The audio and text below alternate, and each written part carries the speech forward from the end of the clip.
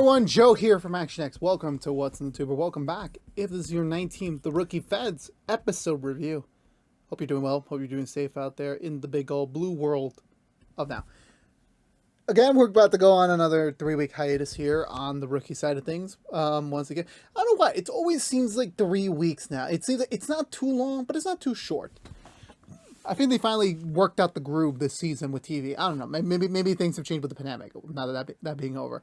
But this week on the rookie Fed side of things, honestly, I feel like this was your definition of a slice of life episode where it wasn't pushing the needle so far, but it definitely wasn't. It wasn't lacking.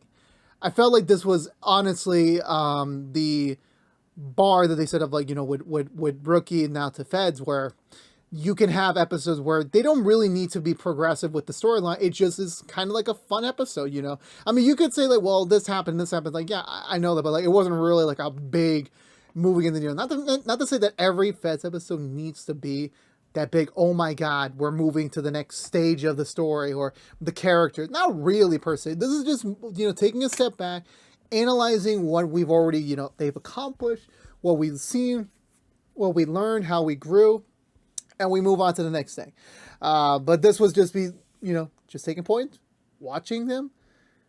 I think I lost my train of thought. I kind of like, wait, that doesn't make sense. Anywho, I just thought this was overall a good episode of The Rookie Fed. Definitely, it just serves the bar very well, and it was made for an enjoyable hour of TV. So let's go through the Butcher recap and talk about this episode of The Rookie Feds.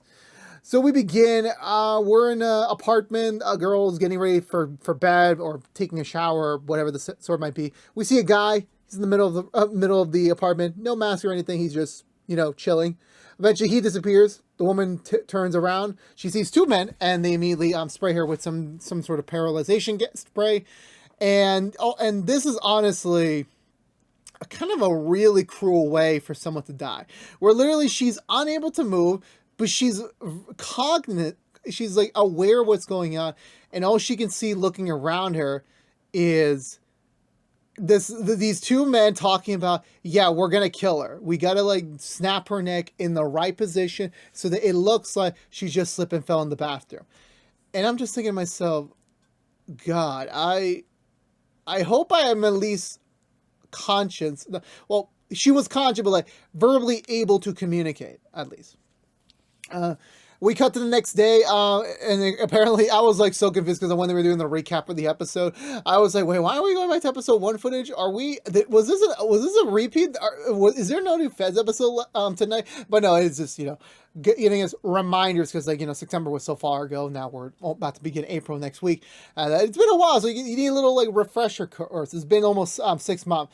Where as much as the team has been making great accomplishments with all the cases that have been handled, they kind of been slacking on the probationary handbook that Simone and Brendan have to finish before they complete the probationary period. Because again, if they do not complete the entirety of the handbook, they will not fully become agent. They will not move out of the probationary period. So that's a big no-no for them. So since the last time we talked about the book specifically, they tackled on the hardest thing in the world, or one of the hardest things in the book to accomplish. They decided, like, we're gonna do something simple, something easy. Brendan's getting the burn run, which is basically him and Laura going all the way to a burn site to go burn evidence for expired FBI cases. While Simone does the dreaded inventory day, where she must go around the entire office talking to every Fed agent and discussing, not discussing, but more like keeping track of like who has what, phones, cars, personal equipment, even staplers. Like, she has to make inventory because this helps Feds, the FBI, keep track of their budget. And initially, Carter's is laughing at her, and she's like, well, what are you doing? You my officer. Are you going to be doing this with me? He's like, nope. Since you kind of are in the office, you don't need me, and I can use personal time now. And I'm like, oh, God. He found a loophole. He found the loophole. So he decides to leave her high and dry to go do this entire thing in her entire shift right now, while he goes off to have a little hospital date with his girlfriend, who is not entirely well because apparently she's being blamed for a recent pills theft, which is ironic given my line of work. And so she's like, very off. Like, this isn't like a really good accusation, especially, this being her, her work environment. She spends so many hours. She doesn't like to be accused, especially, everything with her family's history. That Carter says, you know what? We could spend time together by investigating this case. I'm officially making this an FBI case. And I'm just like, right, you could be having breakfast on the beach right now. You could be in bed right now. You could do so many things. But Carter, you a good man sometimes. You a good man. Brendan and Laura are driving over to the burn site with the truck full of expired evidence. And it turns out the only reason why Laura was so gung-ho about doing this burn run is because she actually just made an offer on a house. She's taking the next big step in her solo development because, the last time I believe she owned any property was with her ex-husband. And now she's able to fully move on, actually, get her own place, call it her home, and then actually begin to progress in her life. However, of course, Brandon has to be a little sly and saying that it's kind of a small house, don't you think? And she's like, well, to be fair, like, I don't think Laura is the most, memorabilia type of person. I mean, her apartment wasn't entirely that big, so I don't think she needs that much, to be honest with you. So I feel like this house would be appropriate for her. But regardless of that, she still, she placed the bet on it last night, so hopefully it'll go through and she'll become a homeowner yet again. Meanwhile, Simone is not doing well on her first inventory day. No one's giving her answers. Everyone's like kind of like, giving her slack of like, yeah, I lost the car. I'm like, how do you lose a FBI vehicle and not expect to be punished, my dude? Eventually, she reaches to her old boss, the boss from the very first episode, who was meant to take on Simone as, like, a part of his official team. But, of course, she manages to convince Garza to kind of, pull her away on the main team right now. He's like, okay, well, you want my inventory? Here you go, done. Here are these very specific business cards that has our serial numbers for all of our items that you're asking for. So you literally are done with us 1, 2, 3. Which Simone's like, okay, I'm a little impressed. And he's like, yeah, you could have learned a lot more under my tutelage, which I'm like, great. It kind of reminds me back when I was in my my previous employment, not my current one, where I worked in retail, but every manager in the entire store knew me, and they were like trying to poach me, and they keep making those jibes of like, yeah, if you were part of my team, I'd do this, or I would teach you this, and I'm just like, cool, I'm perfectly fine where I am, but I appreciate the offer. Eventually, Simone's one of her next tasks on her list is to basically check off all the burner phones or just the expired FBI phones, and she gets a call on one of them, even though it's supposed to be deactivated. She picks it up. It's a woman kind of, concerned for her life. She needs to talk to this specific special agent. Simone goes to look around for that agent. Turns out that agent died a few months ago due to a heart attack, so he's not around anymore. And she starts to get worried about it because, like, she could have trusted him on any sort of information. And Simone tries to calm her down, trying to get, like, what did you have to tell him? You could tell me. And she doesn't give the full details away, but she's like, she overheard something, and she thought he could trust him to, like, kind of, keep it on the down low a little bit. However, she hears someone breaking into her house, and all of a sudden she just hears screaming, and that was it on that. Having no choice but to continue figuring out who this is, because Simone, she never finishes anything. She doesn't leave any stone unturned. She tells Garza about it. Garza immediately does not believe her, thinking that she's just trying to get out of inventory day. But she's like, please, I could not make this stuff up if I could try. So he just says, okay, well, that guy was his former partner, was your supposed to be boss. So she's not happy. She goes to him, and initially he's like not budging. He's just like not really wanting to be involved in this case. But eventually she pushes him a little bit. He does admit, like, yeah, she was a CI for us, and then after we split, then it is what it is on that front. I want to say afterwards we get to. Yeah, Simone manages to budge him and like, yeah, come with me. I need a senior officer with me. You're one, so I might just come with me. He's like, okay, fine. So they go to the house, to her house. They break in and they find her like supposedly OD'd on some drug, and that's what they're originally going to write off at that. But Simone, having heard the woman on the other line, that's saying that this is not it. This cannot be, this easy or this coincidental. Like something had to come up, and eventually, for the powers of persuasion, she manages to convince everyone, like, let me investigate this. Let me at least pursue this a little bit further, so to speak. Brendan and Laura are at the burn side. They're just trying to kill time while Laura's trying to wait on the her acceptance or declination offer for her new house. And it turns out she has been declined for now. She's currently in a bidding war with 4 other prospectful offerers. and that she's concerned, like, why they're not accepting it. I had a perfectly good rate. I had a perfectly good background history, so I don't know what's up. However, they get briefly distracted by a loud noise outside the warehouse. They go outside. It's just random, debris that doesn't really matter to everything. But then they realize, well, what was the point of this if no one was out here? It's realizing it was a distraction. They head back into the warehouse. They find a box of evidence being taken away by an unknown woman. They try to give chase to her, but however, she gets away pretty quickly on her unmarked sedan. So sadly, they get away. She gets away with it, meaning that Laura and Brendan are in the crapper, because apparently that is a high secure location that should not. Well, actually, it should have had more security. Let's be honest with you. This is like literally this is an FBI burn site, and you got barely any protection. Okay, whatever the case might be. So they're screwed. They have to find the box, otherwise they will literally be fired. Because again, that is very confidential evidence that even though it is expired, it still is confidential. So that should not be in the possession of any random civilian as of this moment. I want to say, I don't know. I'm pretty sure I forgot a scene here. But Simone and her former supposed to be boss just look at the files, just trying to figure out who could it be. I know they're gonna lead that she's a high roller at one of the big shot poker games, and that she left early one night after hearing something, so that could be the night. They look at the guest list for that poker list. It's a bunch of very rich, successful people, and they're trying to figure out, well, how do we get there in? Because if you call any one of them in, they will call their lawyers right away. We literally we'll lose the case, everything before we even begin.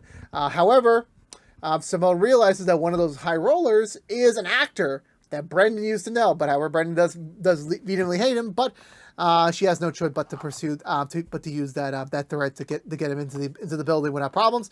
Also, Garza says, "Oh, the guy from the Marvel movies." I'm like, bro, that is no one. You own ABC is owned kind of by Disney, so you have the rights to mention Marvel. You have the right to use Disney character, and yet you cast that guy, and you call him a Marvel actor, bro, no. I mean, if he was a Marvel actor, okay, fine, but I don't recognize him from anything. And I've seen I've seen all the modern Marvel movies. Sadly, yes, that does include Morbius, and that guy doesn't count. And I know they don't have Sony, so I know Morbius is not kidding in the rookie universe, thankfully. So after that point, I want to say, Simone finds Brandon, tries to pull on this, he's immediately nope, absolutely not gonna happen. If ands or goodbyes, nope. And she's like, come on, please, we have no choice. I wouldn't be asking this if it wasn't important. Brandon agrees, but she owes him a pretty big favor. So he calls him in, and immediately she's like, well, he's not here. His other character's here. And he's like, yeah, he's a method actor, so he will get into all this, this character he's crafting as soon as he's ready to do research for the role. So he's kind of stuck in it. So you're going to have to really follow along with him until, he actually, breaks, which results in her bringing Brendan in. And, with Brendan's help, they managed to, crack him a little bit. He admits, yeah, I don't know anything about, any sort of hit or anything. I really don't know. What I can offer you is that I have a recording of that night, because, one of the people there is authentic in his accent. So I asked him to record himself so that I could get, the most authentic, take possible for, studying purposes. So they review at the recording, and they find someone in the background saying that they were gonna order a hit on someone, and that when they're at their funeral, they can dance on their on the gravestone. So definitely it's someone in that high roller group, but it doesn't really matter, because okay, there's 7 people. I think there's 2 females on there, and Simone's like, well, that doesn't really help, because there's still 5 people we know very, very much about. And this is the point where the boss that was supposed to be the boss chimes in and says, well, now we do the part that I excel at. Research. We take our time. We sit down. We do all the manually that you're all supposed to do, but I'll do it. Eventually, someone picks up the fact that the recording has a distinct speech pattern that would be more prevalent in people that have stutters. So once they took a little research, they find one of those individuals that has a bit of a stutter, meaning that would be their dude. So they go to the parking lot to find him. He immediately gives chase. The not boss goes after him on foot while Simone goes in the car to go arrest him. They manage to intercept him briefly at the crosswalk while after the old guy, the not boss gets hit in the head by a briefcase.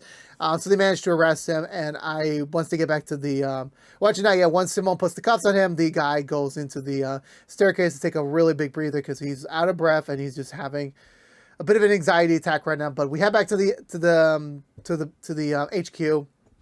He's in the interrogation room, but he's not really budging that much on it. And also the not boss recruits himself back to his office, saying that he wants to be off the case, and he'll let them finish it up from here. He's done his part already. Meanwhile, over at Laura and Brendan, they're trying to figure out what the case might be, and they find out that it was for a particular case involving, I want to say, tax fraud or embezzling. I forgot which one it was, but eventually, the only reason that name sounds so familiar to Brendan is because there was a recent podcast series about that guy, about how he it took a lot of people's money, but however he had a secret amount of money still left over. So they contact the podcast so as to see if they can get any sort of more information out of the case, but they don't really get anything from her. It's all public knowledge. They're like, yeah, she's just doing it because she wants to get the truth out, and it's perfectly legal to do so. So they can't really hold her for anything, but they still keep her under suspicion. They research more just as a curious mind, and found that someone looked up the case file with the evidence being submitted to the Burnside recently ago by one of their fellow agents that's inside the building. He denies possibility, but he does admit that he did have a woman come over to his house for late night shenanigans, and one of their things was to play trivia while she was on his laptop. So I'm like, dude, you're an FBI agent. You're logged in on your freaking thing okay, no, he did say that she tried to lock him in, so that worked. But bro, you really don't you wouldn't even trust your best friend with that sort of information, let alone a girl you're just going to sleep with. But regardless of what that may be, it was probably her. So now they have to figure out they have to deduce the identity of that girl. But considering the fact they just met someone very similar to that just recently, they peg her as the thief. So they head over to her apartment and find out that, she has the case box in it, has a very fake wig. And, that was her. And she said, I'm just trying to find the treasure. I'm trying to find this, mysterious 800 grand. And, Laura's like, well, there's no way you could have done this alone. How would you have known we would have had that we specifically had that piece of evidence? And they find out there was a mole within the FBI, headquarters. And, it was another fellow agent who, I guess was close to, it's damn, I forgot the name. She hasn't been on the show in a little bit of a time. It's Garza's niece, they're friends, and she gets arrested, saying I do all the heavy lifting, and all I wanted to do was just advance my retirement, and y'all ruined it. If it wasn't for you meddling, FBI, I can't. I'm sorry, that was a bad joke. I really apologize. Even she let slip that she was Garza's niece was also talking crap about Garza behind his back, so that's all now public knowledge whatsoever. But they get the box, and everything seems to be back to normal about the front. I know there was the house storyline continued with Laura getting updates, trying to figure out how does she get in with the buyers, how does she, even Brendan's you gotta wine and dine them, you gotta get the yes with their approval. But it turns out they're only getting the yes when their psychic tells them, yeah, you're getting the yes, or this person's the one. So Laura calls over the psychic to the FBI headquarters and basically blackmails her, saying that, hey, I know you got an open warrant in Wyoming, so I can push them to the direction right here. I can push you to there to get arrested. And she's like, okay, congrats on your new home. And I'm like, congrats, Laura. Congratulations. Meanwhile, for Carter and his girlfriend, their investigation continues as they're looking through hours and hours of footage, just seeing the live feeds, and they're not really getting anything. They're just discovering more about her fellow co-workers. Eventually, they see, I guess, I forgot what he's there, but he's not a full-blown worker. He's just there for temporary reasons. Who's just a young kid just trying to get his bearings. But it turns out he's the one who's been stealing. They go into the room. They find him full-handed with that, and he admits some guy's been randomly texting me saying that I have to go into the hospital, steal pills for him, and then drop it off at a secure location, and that's about it. So there's okay, fine, tell us where this guy is, and we'll cut you some sort of deal so you get leniency on it. So they head over to the park. Obviously Carter's suspecting this big big criminal or something like that. But by the time he gets to the park, he waits for the kid to drop off the medication, and he finds the person who picks up the medication, which is some old dude. So he follows him for a little bit. It wasn't really that much. The guy literally gives up after like a few seconds. They put him on the bench, and he admits that, yeah, I'm a former mafia member. He got out of somewhat good behavior. Not really. He just got out because of his age. And then, after losing all his money and even his secret stash of money being taken by his son and being spent on and being dropped in a home, he literally has no real options for his medication. So he had to try and blackmail someone just to get the medication for him. But he's like, he's harmless. He's not doing anything severely wrong. I mean, yeah, stealing from a hospital is a crime. Let me get that out of the way. But I'm just saying, like, he's old. That's all I'm saying. Like, he served his time. Maybe, like, give him a pat on the back. Even like Carter says, yeah. If the other guy confesses to working with him, or at least blackmailing, then it would be enough to lower it to a misdemeanor, meaning that he doesn't have to go to jail, which is a pretty good thing. I want to say eventually Simone recruits back the her former not boss back into the fold, trying to pitch him like let's at least finish this strong. And it works. He gets convinced, and they go and they resume their research, and they do find a connection with another dead woman that was related to someone in the High Rollers. That would all be connected, and her funeral is today. So they have to the graveyard. Those two hitmen are there already. They're here to finish off the job. Like they drew out their main fish. Now this time they go kill him and then get away with it. So Simone and the others get there in the nick of time. They find the dude to try and isolate him from the rest of the crowd, but it's already too late. He's already starting to pass out from a nerve agent. Simone sees some guy with a handkerchief, realizing that was the guy who poisoned him. She manages to arrest him, but his fellow partner looks at him, realizing there's no way he can get him out of it. Decides to abandon his partner and get away from the scene, leaving that guy sadly screwed over. Garza tries to make a deal with the guy, but the guy's not budging. He has too much loyalty for his fellow partner, so at least for today, they're not getting anything. Even someone's like, well, we should do something now. Like, we should get the conversion out right now. We should take all the time to get that. And he's like, no, you're finishing inventory day, so go. And someone's like, fine, I'll do it. Even we get a little moment between Elena and Garza about Elena's little comment. She says yeah, I'm trying to get ahead in the assistant network, so I gotta talk smack about my bosses. So that's what I did. And Garza's like, okay. I don't believe you, but I also don't believe you. But who knows in this case? So Carter and his girlfriend finish up their little investigation. All's well that ends well, and they just reflect the fact that they just had a very this was kind of they have a rapport, this was just a natural thing in their relationship, and they just had fun with it, which is great for them to have. And even though she kind of regresses, they they could have just went to the breakfast on the beach idea, which honestly that sounds pretty much a good idea. Simone heads back over to her former supposed to be office that are not her offices, and trying to just get inventory done there, trying to be close to him. And she admits that as much as she's not declining or against her choice of being on Garza's team, she does acknowledge that there's a lot of things she could have learned from him, and that she could have been different but better agent had she been under his tutelage instead. And you're agreed. Definitely I don't want to mess with you anytime soon. I don't want to work with you anytime soon, but I do have some sort of respect for you. And that's a good long way. I would appreciate if he does come back a little bit more. Make him kind of like a Smithy, recurrent. He's there a couple times. That's what I'm saying. But that was it for this week's episode of The Rookie Feds. With me, I thought this was, again, like I said in the top, I thought this set the bar for this is just a slice of life average episode of Feds. This was enjoyable. This wasn't moving the needle. This wasn't oh my God, this is the best episode of the season. It doesn't have to be. If the quality throughout the entire season is good to great, that's all I care about. And this episode just continues on the quality trend that the show's been going since the first episode. It was fun to pair up Simone with her old supposed to be boss. I feel like it gives him more time to shine. What was his perspective? What was his style compared to Garza? Carter getting a little bonding time with his girlfriend was actually appreciated. And it was also, again, love to see Brendan and Laura's banter as always. They're always such a very interesting pairing, which again, they wouldn't have if they weren't forced to do this, but it works out in their benefit as well. But honestly, again, this is just a very, top of the line, base of the line episode. You know, nothing to write home about, but nothing to complain about, which I think was at least with all TV shows. If we get more of that, you know, we would have an enjoyable time. So for me, I'm gonna give this episode 1.5 thumbs up. Still enjoyed it a lot, but let me know in the comments below what you think of this week's episode of The Rookie Feds.